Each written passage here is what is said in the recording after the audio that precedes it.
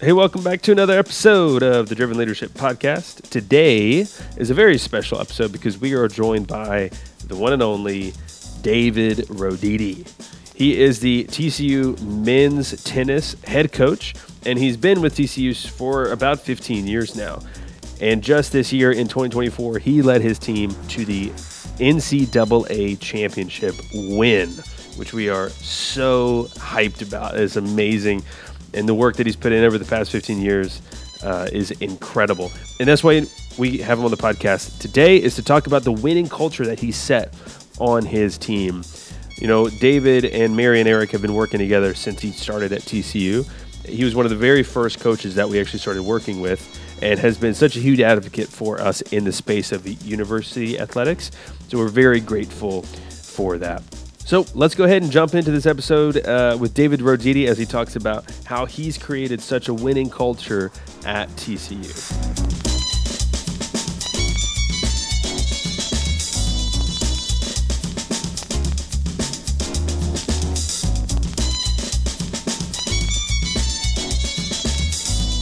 I am so excited to introduce our guest today, David Roditi. David and I, gosh, we have gone back 2005, 2006? Six. I think it's six, yes. Yeah, so we kind of grew up together. I always think of David as like my little brother. And if you listened to our podcast last week, This is the infamous David. I know, this is the infamous.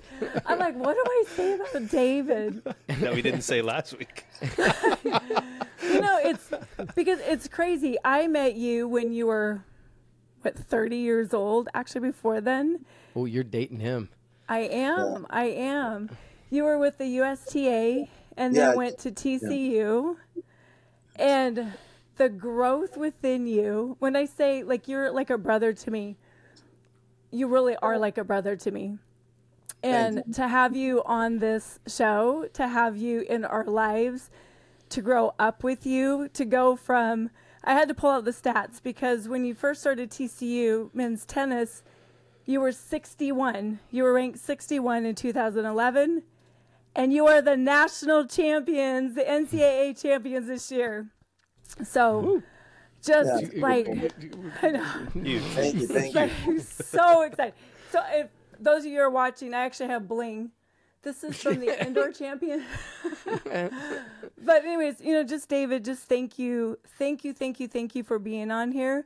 And would just love to just hear a little bit. Of course, we've already kind of told who you are, but anything that you just want to share, who you are, what you love to do while you're here. Yeah, thank you, Mary. Thank you, Eric. Connor, nice to meet you. Obviously, when you talk about those things, brings back a lot of memories. And I'm not sure I'd be here. I know I wouldn't be here. I'm not sure I'd be around if it weren't for having you on like speed dial throughout those first 3 to 5 years here at TCU. There was a lot of culture to be set and a lot of a program to sort of rebuild in some ways. And I remember just grabbing the phone and calling you all the time and freaking out, and you would always sort of get me in the right mindset and kept me moving forward. So thank you, Mary, Eric, for everything that you've helped me with. And if there is any growth in there, it's all due to you, the two of you, and what you do and what you've done for me and our team and my personal family. You were at my wedding. So obviously there's a lot of parts to our relationship. So just thank you. I'm really proud to be here and talk about NCAA championship and where the program is today. We just got to keep it going now. Yeah.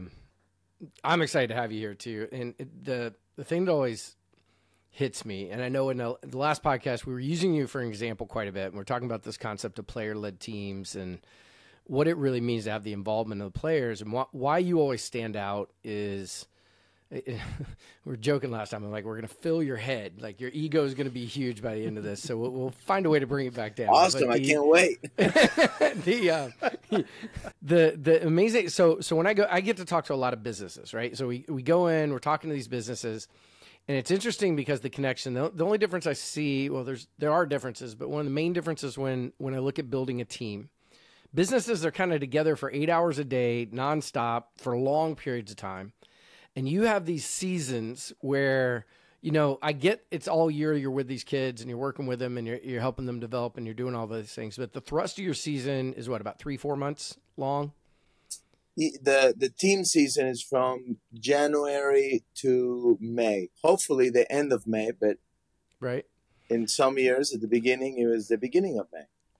So I always look at that because what you're put in the situation, and even more now with the portals and all the things that go on, you're put in a situation where you could have almost a completely new team every year.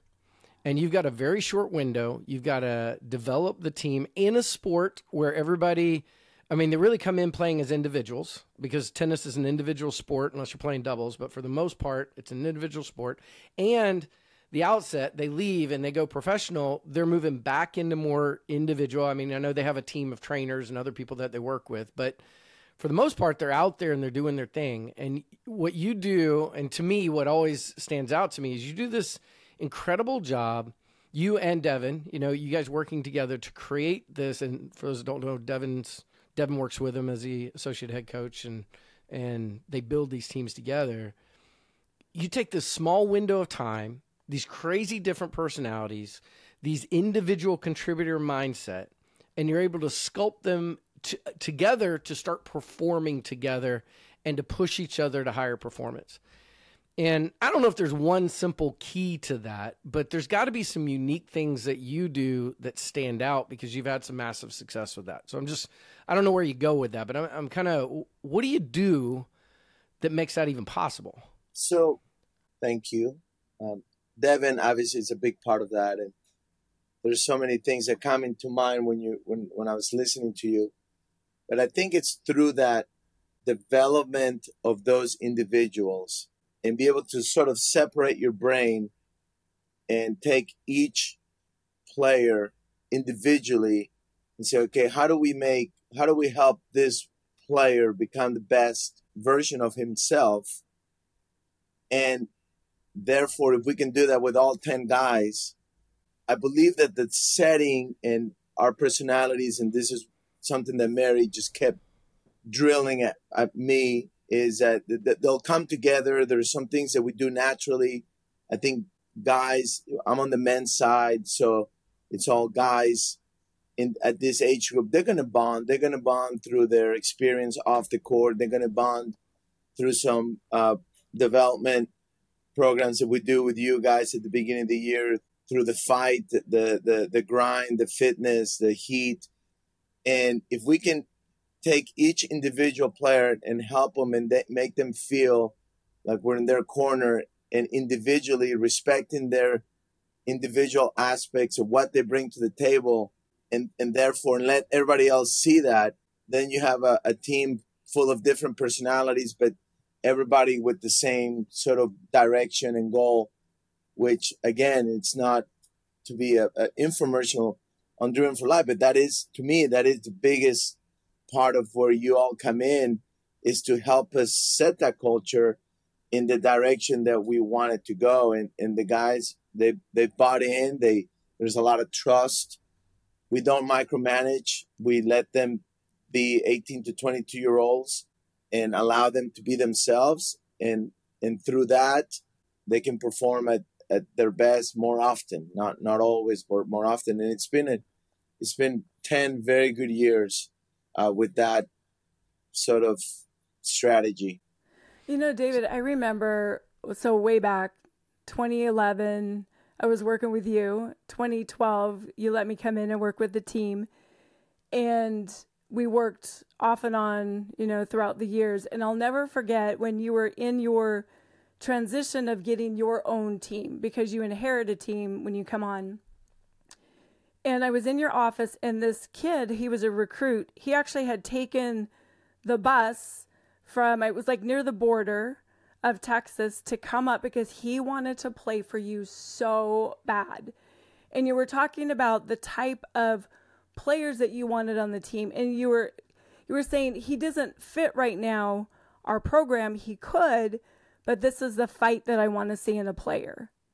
So how did you create that over the years where you got these amazing recruits? I mean, there's several parts to that. One is, we're only as good as our reputation. And I've always said that if there's one thing that you can take when you die, it's your word. So we have built a reputation with the coaches and the agencies that place players, that whatever we say we would do, we do it, so that our word, that they can trust us. That's been very important. Devin Bowen is amazing at emerging himself into their development, and Devin is there just 100% behind them in getting them better. So that reputation of, if you go to TCU, you will get better. You're going to have a chance to continue to play tennis after college. That's been very helpful in getting the top players. And then the part that you're talking about with the right people, I'll ask around that every conversation, whether it's a coach or a player, is, who should we stay away from? Who are the bad apples? Who are the guys that have a shaky character? And we've not recruited some players that are ranked high enough to be recruited by every school because of that, because we know that how damaging that can be. So as tempting as it might be, we just look for that person first, who they are as a person. Once you get in that elite level, obviously, if you're not good enough, you could be the greatest human in the world. But if you can't play, you can't play. So there is a certain level that you got to have. And then through their reputation and how the coach is, and, pay attention to the little things. I remember Sander Jong coming here on a recruiting trip, and he'd been hurt. He was tiny. And when he came and watched us practice for 2 hours, it's hot. He doesn't know any of the guys, but he watched every second of that practice. And Devin and I were like, look, who knows how good he is right now, but he loves tennis. There's no doubt. It is hard for a 17, 18-year-old to sit there and watch guys practice. There's nothing, there's no secrets. It's not like we're doing drills that are just like, oh my God, I've never seen this before. There isn't. It's just another practice. And he was there. You could tell he just couldn't wait to get on the court. He actually got on the court after we left and hit with some of the guys. So we took him. And he was one of the most, one of the winniest, most influential players we've had in the locker room, in that culture that you're setting. And he got better and better every year. And, he even dates one of the cutest girls at TCU. The guy, he's my idol. He's great. He should be thanking me. Anyway. So that's just, you do pay attention to those little things, because at the end of the day, if you don't absolutely love tennis, it is a big sacrifice. And if you feel like you're always sacrificing, then it's just a matter of time before that bubble just sort of explodes, and it's not good for anybody. Do you see that a lot? I mean, so you're talking the elite, the top talent. Do you see people that aren't passionate, that aren't excited about playing, even though they're that good? Do you see a lot of that, or? Yeah, I see that. Okay. In other teams, you can sense it. I remember when I was at other schools as a coach, you could sense it, that these guys they'll just do just enough, like you say, good enough, not to get kicked out, but nothing after that. And more so these days, correct? All the rules are there to protect the student athletes in a good way. So if you have a locker room full of guys that just want that scholarship, and they'll do whatever you ask, but nothing, it's not deep in them. It's just not that important to them. Then the results will show that. And you do see that. So when we talk to business groups, you just clearly defined what we call a disengaged employee. Okay. It's kind of that same place. They do enough. They do their job. They're also called quiet quitters. They're there. They're doing what they're supposed to. But, and I hate even saying that it's extra. They're not doing it to excellence, So it's, if you're doing a drill and you're working on your forehand or whatever you're doing in that drill, do you do it to the best of your ability? Are you as hyper-focused as you can be? Are you really in it and excited to be in it and excited to be getting better at it? Or are you just doing a drill, which I know, I mean, you go through a season, seasons can be long, it can get monotonous. If I'm a player of yours and you're noticing that in me, and I'm not talking that I've just lost the passion for the game or whatever, but it's the grind, right? You're in it. You've got to keep grinding, got to do that. And you seem to be really good at this. You seem to be able to get more from the same players because they go into the grind and they keep grinding. I mean, you and Devin have this phrase of be a dog on the team, even though you're the Horned Frogs. Be a bigger dog. Yeah. So there, and kind of what does that mean? Like being a dog, how do you deal with the grind? How do you coach them through the grind and just kind of that day to day? Yeah. Well, to me, what's helpful is, us as leaders, coaches, teachers, CEOs, whatever it may be, we also go through those patches, correct? So to have a staff like a Devin, where if there are days where you might be one of those guys that is the quiet quitter or just doing just enough, when you're surrounded or 80% of your department or your team are dogs, and dogs to us are competitive, sort of there's one bone, which dog is going to get it, at the same time very loyal and giving, but you're not going to get my bone if that's really what it is. So there's a lot of parts. Devin's a huge dog lover, so there's nothing higher than a dog. This isn't a plug for the Georgia Bulldogs, right? That's not what we're doing. No, that's just a nickname that they got a long time ago. They got to earn that, and I'm sure that the coaches probably say that to them. Yeah. And they have earned it in the past. In some, obviously, in football, they let us have it. So when you're the exception, then you look around and you're like, man, I got to do better than what I'm doing. Nobody has to say anything. It's just when it's the opposite, when you have a locker room with 80% of people that are just, then you think it's normal. And it's so hard. It really is hard to see it. It's hard to point your finger at it. You might even, we've all had those conversations with those players or those people where you're talking and you believe in what you're saying, but they're looking at you like you're crazy. Yeah. Like, how can you assume that because I didn't do that, then I don't really care? It's like, you do care, just not enough. It's hard. It's the worst. It is. It's such the opposite of great, right? They say that the opposite of great is good, because it's so easy to sort of pretend like you're doing everything as if you're good. It's better if it's just bad. That way you do something about it. But when things are good, then we tend not to do anything about it, and then you don't get to great. So we just been. I mean, really, I know you think we have a lot to do with it, and we do our best, and sort of obviously work with you and your company to help us be great.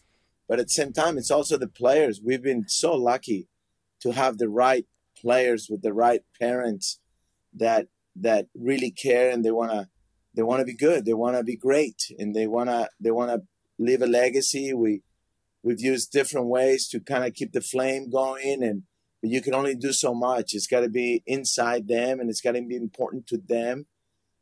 And maybe that culture is set, and it's easier to buy into it once you come in instead of trying to establish it.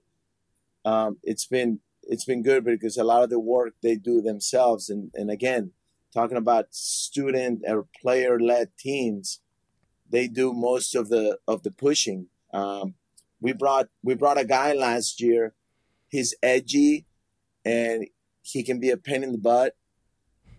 And my recruiting spiel, because I believed it, I said the reason we haven't won the NCAAs is because we don't have an edgy, pain in the butt guy like you.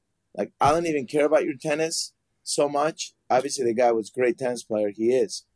He goes, I'm more about what you're going to bring in the locker room and be that guy. So part of building this great team is to have those guys that are going to rub the other guys the wrong way and push them in ways so they get ready to competition, because in competition, they're going to run into those guys.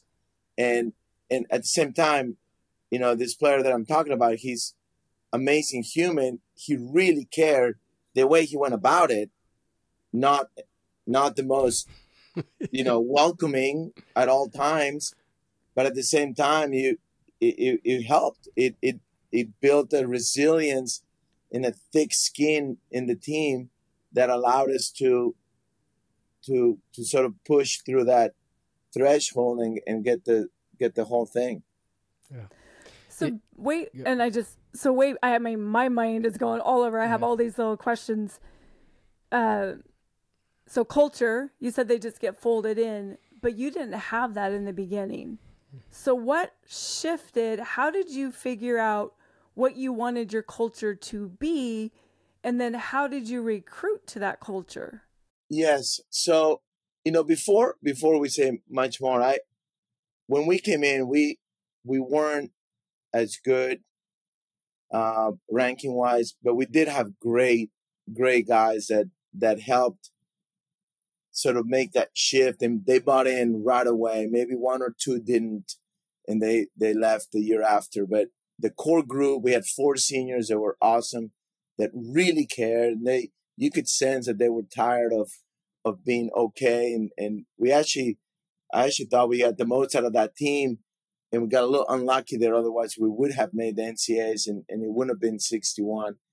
But those guys have helped. So I don't in any way mean to be disrespectful to that when we first started. It's just that, yes, it's been top 10 in the country 10 years in a row. We weren't that when we first came in. So, but everybody sort of helped. And that culture, you know, you helped me be true to who I was as the leader, as the head coach. An interesting fact is that I've had 3 assistant coaches that have worked with me since I've been here, all 3 older than I am. And that's interesting. I don't know if any other coach out there has had 3 assistants or all his assistants older. So right away, to me, it was coming from a place of doing this together as a team, and not vertical, but more horizontal in the leadership. And even the players, we have a very fine difference of player and coaches. At times, some people might even think it's weird the way we may communicate to each other on a very horizontal level. Even a coach with a freshman. What do you mean by that? What are you saying there? Like what? You know, it's you know, these guys, this generation, they're very smart. They're very knowledgeable. They know the right answers 95% of the time. If you get the right guys, they care. So we don't treat them less. We don't talk to them. We don't talk down to them like we're here and you're here. I think it's more like, look, we're all here together. We're all doing our best to help you get better. This is how we think you can get better. What do you think? And then we talk about maybe some differences, but there's a lot of respect and a lot of benefit of the doubt. Literally tell myself, like during matches, kept telling myself, trust them, trust them, trust them, trust them. Because there are times that you want to inject yourself, and maybe there were times that we'll never know. Based on the results, it's been pretty good, not perfect, but so we do. That's the way we sort of treat each other, and that was part of the culture. So being true to who I was, creating a culture of respect, a culture of everybody has something to give here to the program. Let's all get better. They give me. I've had players sit right here in my office and tell me how I needed to be better, and that's all great. That's huge. It's not easy, but I think it's great. I think it's very healthy, and so a lot of that. So to set the culture through you being clear of what we wanted, and then just little by little, it didn't happen overnight. We had to get the right staff, tackle different parts of the program. We always talked about not having a great team, but having a great program. Learned that from Coach Center. And a program has more than just a good team. It's got great volunteers, and we have the Keep It in the Purple committee, and then you have great supporting staff with our trainers, Max, and nutritionists, and that's a whole team. So there's just so many parts to building a program. The guys on the team are just part of that, maybe the main part, but you have all these other aspects. So that was a very long-term sort of view, and then going little by little, one thing at a time. And, 15 years later, we're, I guess, kind of bragging about it, like we know what we're doing. It's been good. And again, it's because of the player. We have really good players. We've had great players. But that was our approach from the beginning and that culture has changed. Devin added a very business-like approach where, I would say in general, the fact that you have two sort of leaders with Devin and I as the figureheads, we couldn't be more opposite when it comes to personalities.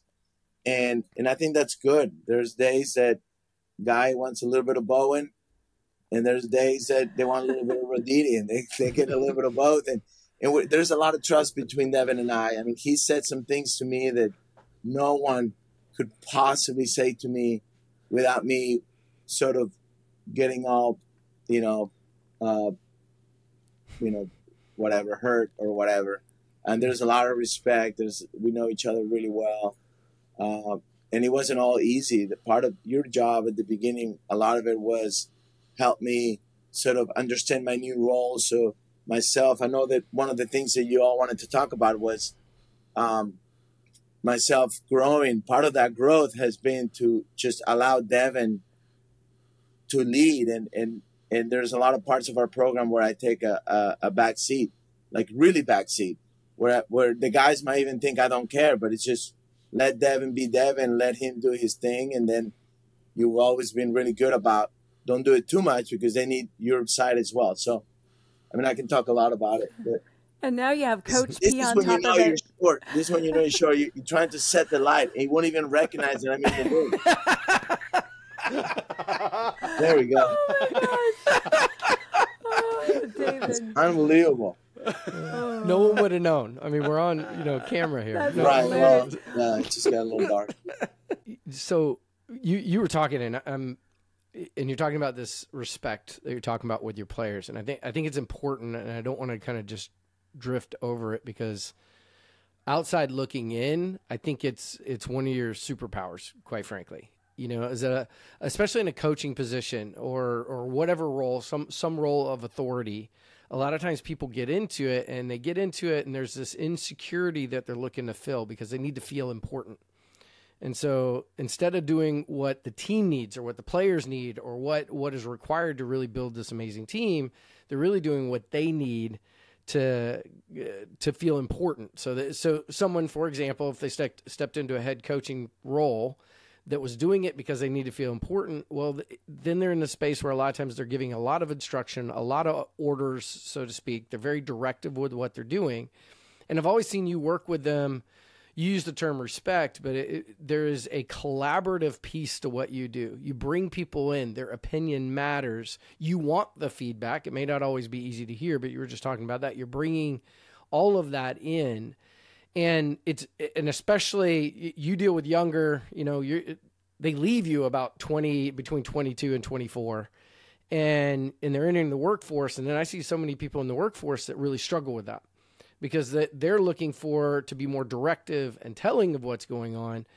But not only this generation, but people in general, they like this collaborative. They want to be a part of it. They want to know, it wasn't, I did what Roditi said, so therefore I'm a good tennis player. They want to go, Roditi helped me figure things out, and I got to express who I am through this sport and be amazing and take ownership of it. And you do that so well. And what that does, by the way, when you start looking at it, what that does is the culture starts attracting top talent. And so when you're talking about back when you were 61 and you're moving on, your leadership style was still there. You're still going, doesn't matter who it is, you're going, we're going to come in here, but you're going to have a part in your success. You're a part of something bigger. We're growing towards something. It doesn't hurt that you're a fair amount of fun when you're around these people. I mean, you're kind of one of them in a lot of ways. Yeah, I'm surprised I haven't been fired. That's my biggest fear. Get it? That's where Devin balances you out. You guys are opposites there, but I guess so. I'm glad, Mary, you asked a question about culture because I know you go, they kind of take care of themselves, but I think you do a lot more than you know you do, because you set a tone and an expectation, and the respect is part of it. The collaboration is part of it. There's also this expectation of performance, the expectation of pushing hard. And you talked about, if 80% of the team, they're all going out there and they're being that dog and they're pushing and they're driving for top performance, and then I'm not doing it that day, I'm the outsider. But the work that goes into creating a culture that's the outsider is, quite frankly, we go into all these athletic teams, and that one is the one they struggle with the most, because they can't get the majority of the players, no matter how big the team is, to have this mindset of grind, to get it done when it's hard, to face the big challenge. When you're afraid of it, step into it, whatever it is. And yet you seem to consistently, so I don't want to beat a dead horse and keep coming back to the same thing, but there's something here that you're doing to create that mindset. And I know it's there now, but I'm going back to when maybe it wasn't there as much. How do you set that tone? How do you make that transition? Well, I think part of what sort of the word competitiveness comes into mind, that little extra. And, there's no secret. If there's one thing that we have in common, Devin and I, is that we're super competitive. Yeah. And now Coach P, super competitive. So, yeah, he is. So maybe, we don't notice it, like you say, because it's normal to us. It's just, yeah, you want to win at everything, of course.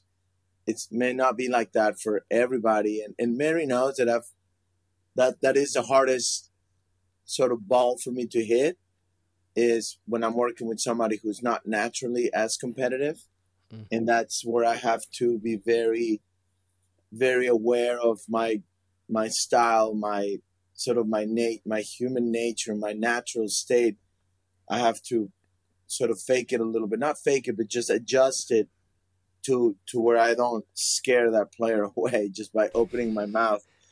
I literally said yesterday, I literally said to a student, like, I know I'm coming across like I'm mad. I'm not. I'm just excited, okay? You understand that? I'm not mad at you. I'm not mad at you. And they're looking at me like, of course you're mad at me. I'm like, I'm not mad at you. I'm not mad at you. I'm just excited. It's a high D approach. A high D with a high economic approach. It's just, I feel like we're on to something, so I get excited. And you're not doing it. So how do you get... I think that kind of rubs off on the guys. But it's, we've had guys on the team that in the recruiting process, it wasn't all, they weren't like the best sportsmen all the time. And maybe it helps that I wasn't either. And yet, how many broken rackets have you had? A lot of broken rackets. I have one right there. But it doesn't mean that it's a bad person. It's just they have a lot of fire and they don't know how to deal with it. They're too immature to know how to deal. But it's like you need that on the team as well. So we've said no to some players that you might question why we say no, and we've said yes to some. But I think everybody plays a part. So if I'm sort of building a company, I just wouldn't assume, that leaders come in different forms and different personalities. And to me, at the end is, are they good humans with the right intentions? And maybe we can help them tone it down. But we need that person in the locker room, just like we need the chill, calm and collected at all times. And it's a combination so you don't get too much out of whack. Like literally our coaching staff with Devin and I, when it comes to emotions and personalities, we're very opposite at the same time. We're two of the most competitive people that people seem to always use those adjectives with Devin and I. And it's so maybe that is just part of the culture that translates. And Mary has literally said, don't worry too much about that part because you will do it naturally. That's just who you are.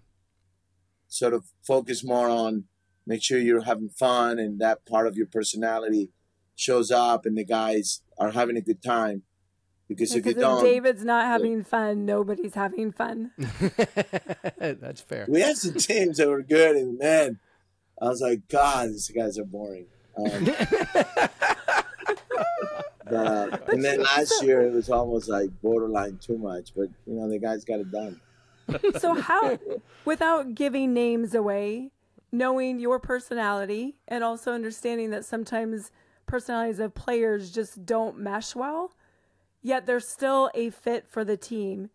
What's the success, or who's a success? Someone that didn't have the fire, so to speak, but they had the consistency that were huge within TCU's culture. You said, and how did you work with them? Don't say names. Don't say names, but who is it? How does he do that? What question are you asking? I mean, I talked about one of them who just sort of grew within the the program, and we've had it's so interesting. Like some of these guys, I guess some of the things that I've learned from you, Mary, is that you gotta look at what they do well and what they bring to, and focus on that. And that's been a huge, huge help because obviously everybody has strengths and weaknesses. And when you're focused on what they don't do well, then it's just a miserable existence and it doesn't get you anywhere anyways. So, and I remember at the very beginning, my first year, we had this guy, he was in my mind, he was impossible. And then you described him as, he's just like you, David. I'm like, great. Awesome. That is great. I can't stand this guy. You're saying he's just like me. And it's funny, once I saw it differently and focused on what he could bring, he completely turned the season around. And it was incredible, just saying a few things that you told me to literally just say to him. And the guy's like, oh, that makes so much sense. I'm like, I was saying the same thing. Like, what is Mary now? So, but that's been a huge thing. We've had guys that are amazing at the everyday practice thing, and then they're not quite as good on game day. And we've had guys that are the opposite, that you want to kick them out of practice every day, but on game day, that's who you want. So, and it's just, how do you take the best of each one and get the most out of it and not expect lime juice from an orange? I think that's important. Otherwise, you're just constantly in this bad place, and you're not being productive. Whereas you might as well just focus on what they do well and get the most out of that. And we do the same with our. We literally, if you looked in our board there, one of the exercises that we did with you was setting the roles for each person and each staff, and what we did is we matched all the roles to the strengths, and it doesn't matter. We have different, we've had our second coaches, like Coach Perelman, he's very different from last year. So he might have a different roles, and we just adjust so that we kind of, as you would say, Mary and Eric, is that you set them up for success. You put them in a place where they're good. And I think you do the same with the players. And it's more fun anyways. So that's been a huge, huge help. If Devin was in charge of our marketing and our promotions and our PR, we'd be non-existent. And I was in charge of the everyday discipline and grind and, punctuality. We'd be non-existent as well. So Devin's got his roles and I have mine, and Awesome. we have learned to accept each other's strengths and weaknesses. But it takes a lot of like self control and trust, and yeah. So you have these amazing players. They come in, they're the top dog of their program before they come into TCU. And now you have all these elite athletes, and they might not even be in the lineup. How do you create engagement within those players where they're so you talk about sacrifice. They think they should be 1 or 2. They might be 6, or they might not even be in the lineup. How do you keep them engaged? Well, yeah, we've definitely have had that. I actually just had a conversation with one of our alums who I've always heard learn a lot from his situation, and it's this situation. I think he won 69 matches in a row in high school or something like that.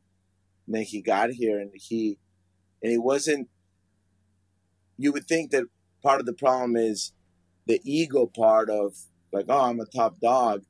It's almost the opposite. It's almost like they're actually very quick to lose their confidence, and then they all of a sudden they start doubting themselves. So I didn't realize that at the time. I wasn't aware enough or experienced enough to see it, or I hadn't seen it. I guess I didn't recognize it, but it would have been helped. So what I learned from other coaches, I think in those situations, the whole saying about you reprimand in private and you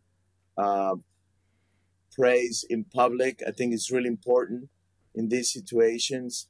And these are people that their whole world has just sort of turned, upside down. They thought they were amazing. Then they come here and they look around, and it doesn't take very long to see that they're not. They're just another player. So chances are that they're struggling more than you think they are. So being aware of that and working with them individually on the side and letting them know that you're there to help and give them that one-on-one attention, which, as you said, tennis players are used to that.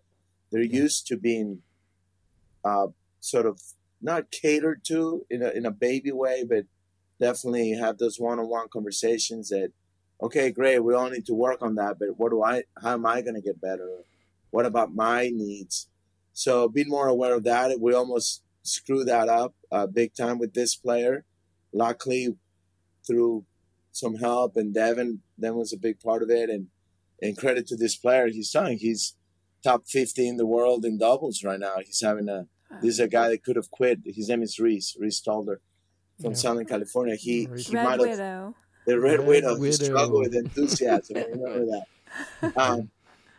But he almost quit 2 years into it. He was having a hard time, and my mistake at the time was that, to me, it was very obvious where he wanted to get better. But it's if the player is in a fragile state, or there's been too much change, too much unknown, it's not the time to focus on their weakness. I should have, like I just said, focus on his strengths, and then little by little, or privately, little by little, start working on his weaknesses, privately, not so. I just thought, okay, yeah, it's obvious, and it wasn't so obvious to him, and it took us 2 years. We almost had to go back to go forward, and it's worked out. But and it doesn't mean that I wasn't wrong in my diagnosis of what he needed to work on. It just wasn't the right time because of what you just said. So just more awareness as a coach, as a leader, of empathy, and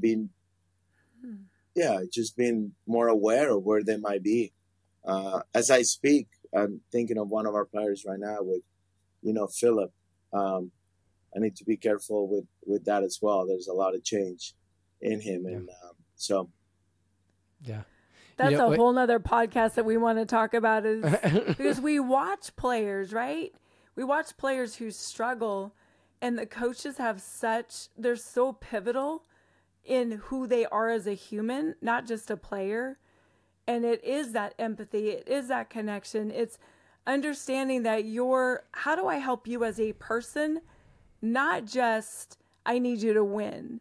Because when we focus on, I need you to win, we don't know what's going on underneath the hood, and it actually can create division.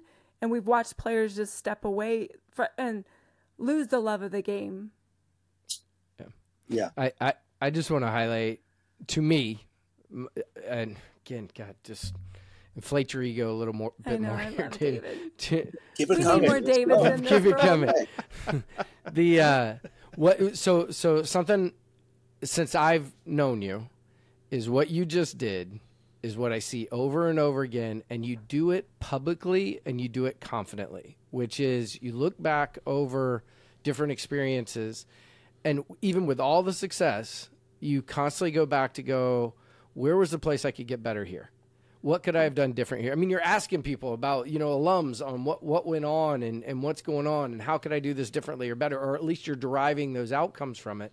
And so what happens is you walk away every single time you go through a situation, you're doing, I relate this to the military, and really great leaders do this, is they have an after action report that they basically do. Whether it happens immediately or happens later, they're reflecting.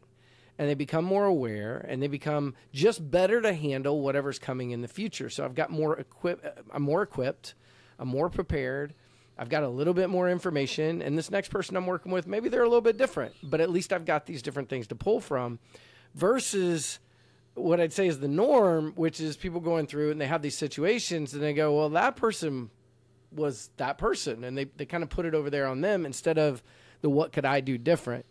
And again, factors into your culture. You're willing to do it, and you do it publicly. Therefore, your players are willing to do it. And your players do. They sit there. I mean, we just did this incredible training. It was so good seeing your players. Fun. But to me, this thing we're talking about here was showing up all throughout the training. While they're self-confident and they're stepping into things and they're also going, okay, what can I take away from this? How can I get better? Okay, coach, what are you putting this into? Okay, fine. I'm in. Coach said it's good. Let's go. I'm going to dive in, and I'm going to get something from it. And that mindset is it's the whole thing we're talking about. It's the culture.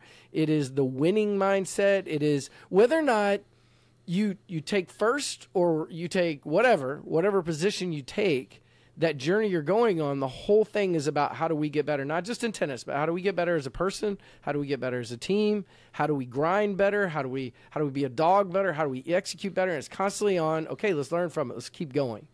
And when you do that, doesn't matter to the team, doesn't matter if it's sport, business, or whatever, you can't help but get better. You have to move in that direction. At least that's my belief. Well, and that's one thing that I've always appreciated about you, is that's you. Anything and everything's just like, okay, I'll do it. You might not want to, but you've always done the work day in and day out. And I always say, everything rises and falls on leadership. And you're leading, you're doing the work, and so you've earned the respect of the people around you because you're doing what you're asking them to do. And across the board, I mean, that's who you are from the day I met you. This is great. Can we do this every day? It's going to be a weekly podcast. My girlfriend breaks up with me. I'm like, hey, can we do a podcast? Awesome. So awesome. Yeah.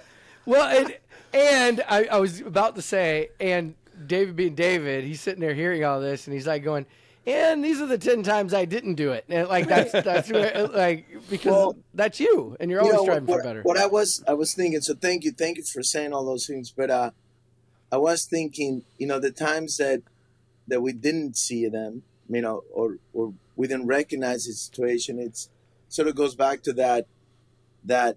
Well, a bunch of the topics that we've been talking about, but being that quiet quitter or whatever you said, sort of being a little bit disengaged that you don't notice those things. You're not fully there. You're just there, and you're not looking for things or really paying attention to the subtle things underneath, and you may not notice something like that.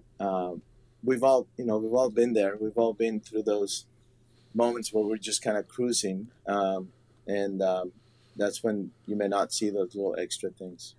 But those are seasons in life, and that's when you have people around you, like a Devin, that goes, okay, I've got this.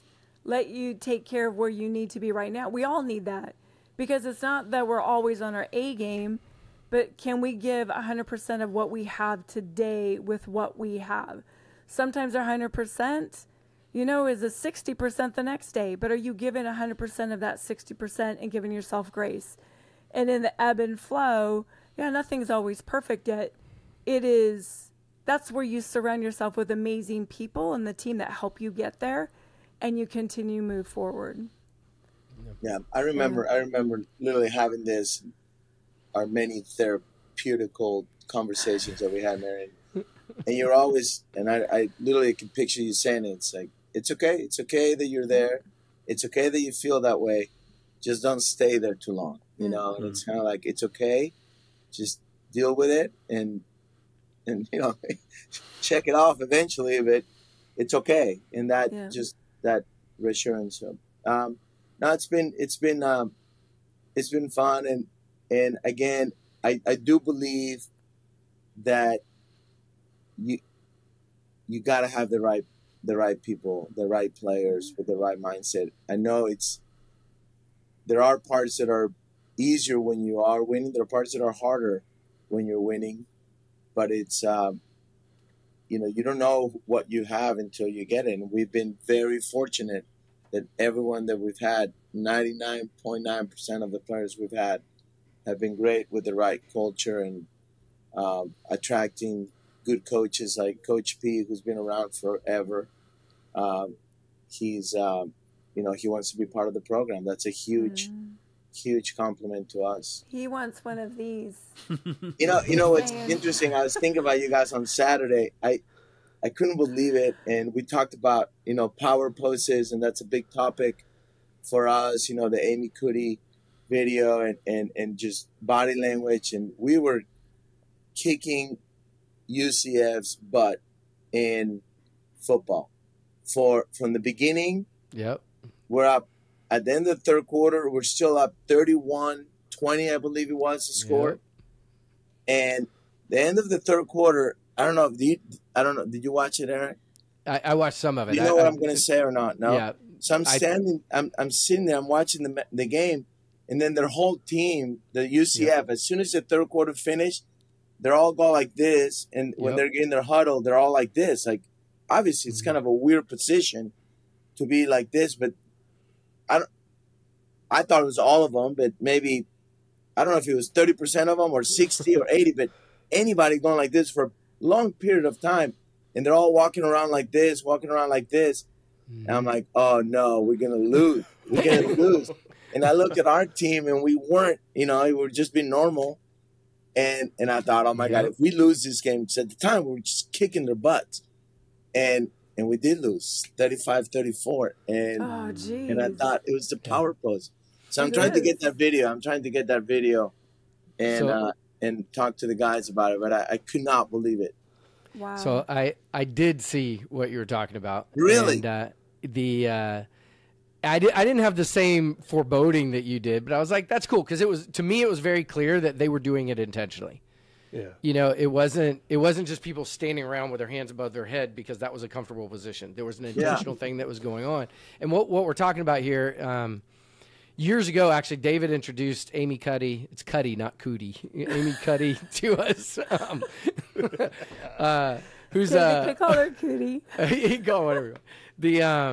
She's a Harvard professor. She did all these studies, and what she was studying is basically, can we shift where we are internally by external, and she got into external body posture and other things like that, and so the strongest, the release of testosterone in our body is being in this position. It's kind of like, you make a hole in one in golf and you got your hands above your head and or, you know, a touchdown or whatever. It's this natural place of elation that we go to. It really more confidence, more testosterone, all these things.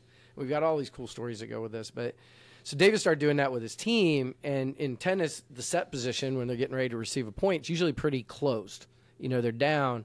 And so David started having them actually hands above their head with the racket and doing different things to kind of get in this more powerful position. And we've seen wins. We've seen people turn around over and over again. Facundo. Yeah, just some crazy stories about this working. And so when you see in athletics, it's easy to see. It works in business. It works in sales. We've got salespeople that go out and do this, and they're about to go in for a big sales thing, and they're literally – you know, they're sitting there outside the office or in the car, and they're doing this for 2 minutes because it helps build that confidence in what's going on internally. And so watching this football team, I wasn't sitting there going, I was like, wow, I know exactly what they're doing. They're seeing if they can get themselves back in the game. The fact that it was a complete turnaround and you could feel the momentum shift almost immediately from that point. In the fourth quarter is the third quarter. Yeah, but fourth quarter it came back. Well, it was at the end of the third quarter. Yeah. It was yeah. You know, at the beginning of the fourth quarter. Yeah, that's impressive. And they were getting destroyed, and the whole thing shifts. And I'm sure there's more that went on there, but it is such a boost. Well, it's it's the mental game, right? All of a sudden, it's all you got the hormones of the testosterone. It's like we're going to dominate, and the other group, they don't rise to the occasion. They start to cower. That's proof. Yeah. So anyway, go out there and dominate with your power pose. Get that film. That'll be good for your team. That's really good. But so I have a question, and I know probably need to wrap this up, right? Yeah. We could talk forever for David. He's got somebody in his office there. I've seen that. No. It's equipment. So when I thought Maho was standing there listening to the whole thing. I wish. I hope she. I do too. I'm gonna get her in here. Right. Let's get. I hope everybody's listening to this. This is awesome. When you think about the culture that you've created, really having a player-led team and understanding that yes, you have to as leaders truly drive that vision and have that consistency. What are you doing to continually push yourself to learn and grow? So, again, Devin's always preaching that. So, it's like this accountability partner. Are you asking me specifically what are parts that I'm working on myself, or what are some things? I mean, obviously, every time I go through your program, that's a big. Yeah, he went through Bold again for I don't know how many times. 4 or 5 times, and he's like, that is growth. I think it's worse when you know what's coming, and you're just like for a whole week. I'm like, oh my god, he still couldn't pass the first speech. I'm just saying, he's still into it. I use my hands, So close. Oh, it was an amazing speech, but his hands are up. Amazing. My guys were probably like, what the hell is this? To me, one is staying true to my strengths. So making sure that the energy and the enthusiasm and my ability to help them on the court and help them with the tennis and really dive in, that's a big thing. For me, I felt I could seriously see a big difference when I don't drink at all. Versus even one drink.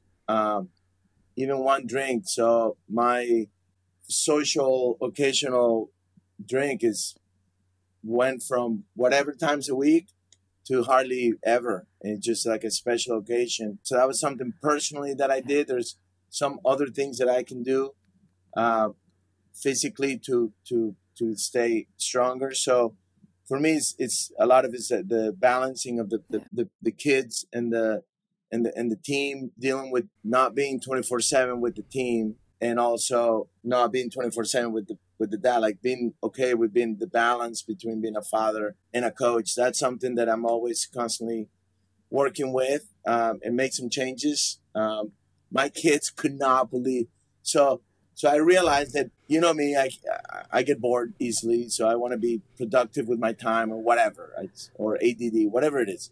In the car, I realized that we have this 35, 40-minute drive to hockey with my kids.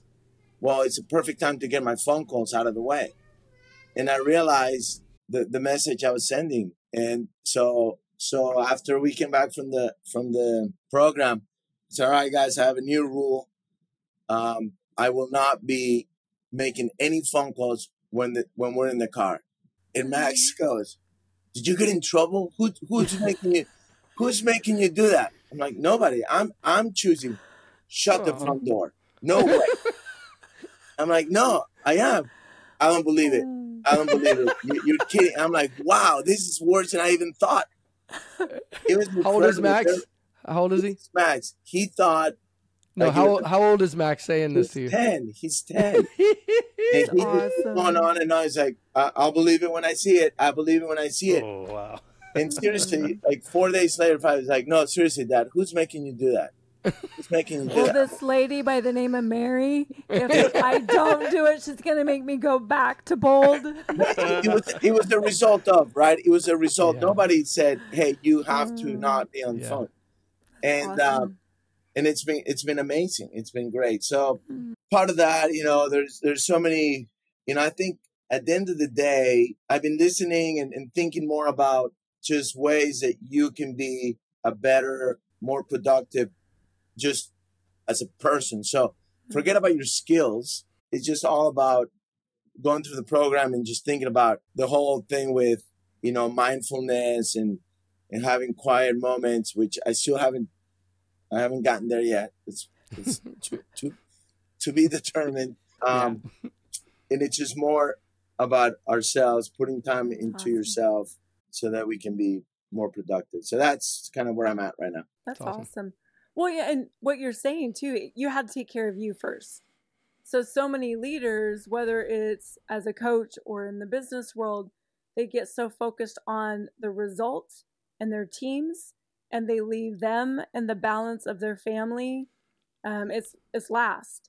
And when you really create the and is where you get the best results. So being that great dad, taking care of yourself, physically, mentally, so that you have more to give back to your team.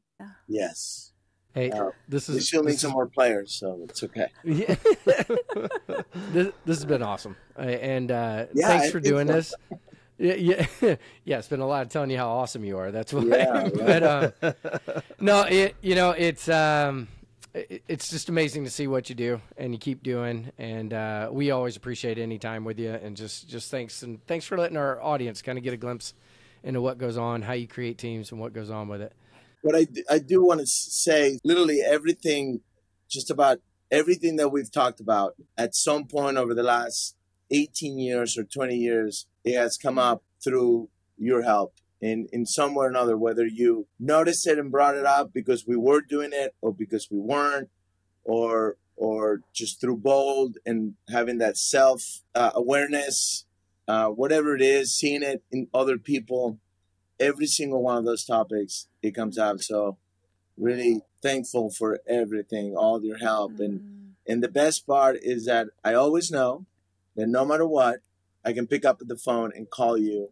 And if you don't know, you'll guide me in a certain way, or you'll listen, whatever it is. It's been amazing. So thank you. I told you you're my brother from a different mother. David, I'm just honored. Just so honored to have you in our lives. And I just love how you show up over and over and over. Such a role model. Yeah. You're a pain in the ass. So we're good. There was the final. Eric kept saying we're going to deflate your ego a little bit. There it is. Well, thanks so much for being on, David. We really appreciate it. Thank you, guys. Right on. Go Frogs. Let's make it happen. Well, thanks so much for joining us, everybody. That was such a pleasure having David on to talk about his experiences and his mindset leading his team and the whole program over at TCU. If you want to learn more about how you can bring your team to the next level, whether it's in business or university athletics or professional athletics, you can definitely reach out to us at info@drivenleadership.com, and we can set up a training that is specifically designed for the problems that you're currently facing in your business. Thanks for listening, everyone, and we'll see you next week.